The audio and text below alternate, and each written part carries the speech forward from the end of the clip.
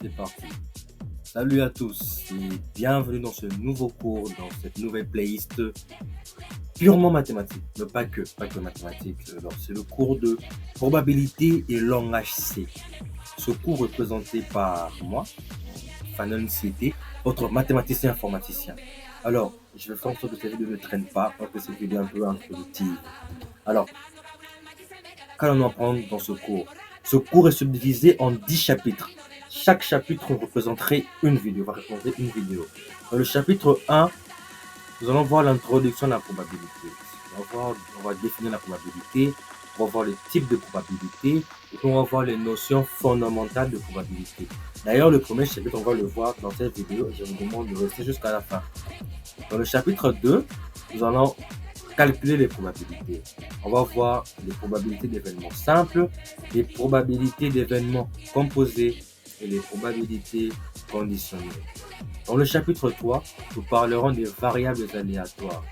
Nous allons définir ce qu'est une variable aléatoire, nous allons voir les types de variables aléatoires et nous allons caractériser les variables aléatoires. Dans le chapitre 4, nous verrons l'espérance mathématique. Nous allons définir ce qu'est une espérance mathématique. Nous allons calculer l'espérance mathématique. On va voir les propriétés de l'espérance mathématique. C'est trop beau là. Dans le chapitre 5, nous allons parler de la variance. Nous allons voir la définition de la variance. On va calculer la variance. On va voir les propriétés de la variance. Et qui dit variance dit covariance. Alors, dans le chapitre 6, nous allons parler de la covariance. On va définir la covariance, on va calculer la covariance et on va voir les propriétés de la covariance. Ce serait la même chose pour le chapitre 7, pour la corrélation. Nous allons définir la corrélation, nous allons calculer la corrélation et on va voir les propriétés de la corrélation. Dans le chapitre 8, on va voir la simulation des variables aléatoires. On va voir comment générer des variables aléatoires discrètes et comment générer des variables aléatoires continues. Et dans le chapitre 9, voilà, on va voir l'application de la probabilité au langage C. Vous savez très bien que j'aime beaucoup le langage C. J'ai fait 4 vidéos, pour l'instant, j'ai 4 vidéos sur le langage C. Alors, dans la première vidéo, on va voir comment utiliser la bibliothèque stdlib.h pour générer des nombres aléatoires. Dans la seconde partie, nous allons utiliser la bibliothèque maths.h pour calculer des probabilités. On va comment calculer des probabilités. D'ailleurs, concernant la bibliothèque maths.h, j'ai déjà eu à l'utiliser lorsque j'ai eu à coder un programme qui pouvait calculer, qui pouvait résoudre des équations du second degré. Je vais vous mettre le lien dans la description. Et pour finir, on va conclure. On va résumer les concepts abordés des 9 premiers chapitres. Et puis on va voir les perspectives. Après ce cours, qu'est-ce que vous pourriez faire? Comment éviter au minimum de perdre de l'argent bêtement? Comment saisir la chance? Même si c'est parce que la chance est une variable aléatoire, comment la calculer? C'est ce qu'on va voir tout ça. Ça sera vraiment super. Parce que ça sera une vidéo par semaine. Alors là maintenant, on va voir le chapitre 1. Je vais encore vous saluer. Introduction. Bonjour à tous. Salut à tous. Hello. On dit quoi? Hola. Ni hao. Peu importe la langue où vous êtes. Bienvenue dans ce cours de la probabilité et le langage C. Dans cette première vidéo, nous allons définir la probabilité et voir les différents types de probabilités. Alors, c'est quoi une probabilité? La probabilité est une mesure de la possibilité qu'un événement se produise. C'est la mesure de la possibilité qu'un événement se produise. Et elle est exprimée par un nombre compris entre 0 et 1. Où 0 signifie que l'événement est impossible, 0%, et 1 signifie que l'événement est certain, 1%. Par exemple, la possibilité de lancer un dé, d'obtenir un 6 et de 1 sixième. Car il y a 6 résultats possibles. Le dé peut tomber sur 1, sur 2, sur 3, sur 4 et sur 6. Alors pour obtenir un 6 sur un dé, dans un dé à 6 faces, la probabilité est de 1 sur 6. Parce qu'on a une possibilité sur 6 possibilités. Alors, les types de probabilités. il existe deux principaux types de probabilités. Nous avons la probabilité objective qui, elle, est basée sur des données expérimentales qu'on expérimente. Par exemple, la probabilité que le soleil se lève demain est de 1, car il s'est levé tous les jours depuis des milliards d'années. Donc on dirait que cette probabilité est de 100%, parce que demain le soleil va se lever. Et c'est depuis des milliards d'années, mais on n'en est pas sûr. C'est parce que c'est depuis des milliards d'années que le soleil s'est levé chaque matin que nous pouvons dire que demain matin le soleil va encore se lever. Et ça fait de cette probabilité une probabilité objective.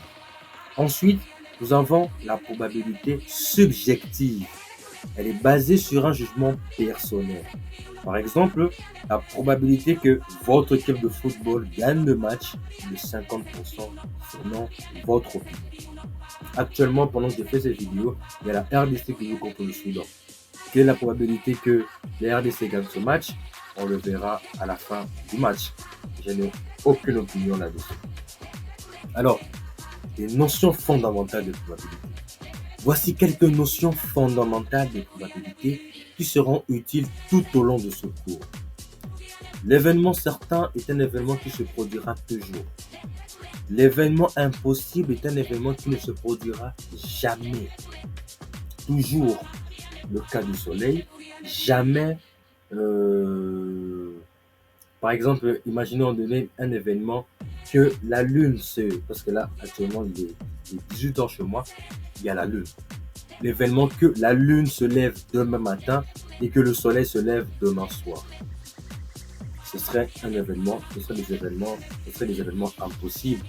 Parce que comme on le sait, depuis des milliards d'années qu'on vient de voir, le soleil se lève le matin et la lune se lève la nuit, le soir. Alors, on a l'événement complémentaire d'un événement. Alors, l'événement complémentaire d'un événement A est l'événement qui se produit si et seulement si A ne se produit pas. Donc, dans le cas où la RDC ne gagne pas le match, c'est un événement, la RDC gagne le match. Si l'événement ne se produit pas, alors il y a un autre événement qui se produit, qui est contraire. Donc, quel événement qui se produit lorsque la RDC ne gagne pas le match? C'est l'événement la RDC a perdu le match. J'espère que ça a été clair. Alors, nous avons l'union de deux événements A et B. C'est l'événement qui se produit, on a trois cas. Si A se produit, ou si B se produit, ou si A et B se produisent. Dans le OU, nous voyons le OU exclusif appris en logique en mathématiques. Donc, soit A se produit, B ne se produit pas, soit B se produit, A ne se produit pas, soit les deux se produisent au même moment. Ensuite, nous avons l'intersection de deux événements. C'est l'événement qui se produit lorsque les deux événements se produisent au même moment ou à la fois. La conjonction logique, toujours en mathématiques, en logique. Il faut que les deux événements se produisent pour que l'intersection de ces deux événements se produise. Alors, on va conclure. C'est déjà la fin de ce premier chapitre. C'était juste une introduction. Alors, pour cette première vidéo, nous avons défini la probabilité et vu les différents types de probabilités. Dans la prochaine vidéo, nous allons voir comment calculer la probabilité d'événements simples. Exercice. Calculer la probabilité d'un dé et d'obtenir un nombre pair. Quelle est la probabilité de lancer un dé et d'obtenir un nombre pair, d'obtenir soit 1, soit 3, soit 5, sachant qu'on a 6 faces et qu'on a 3 nombres pairs et 3 nombres impairs. Je vous ai donné une piste. Calculer la probabilité de tirer une carte à jouer et d'obtenir un as. Nous avons un jeu de 52 cartes. On va lever les jokers, 52 cartes. Chaque carte c'est 4, hein? Voilà, il y a 4, le cœur, le trèfle, le cœur noir et puis le losange. Alors, quelle est la probabilité de tirer un as dans 52 cartes?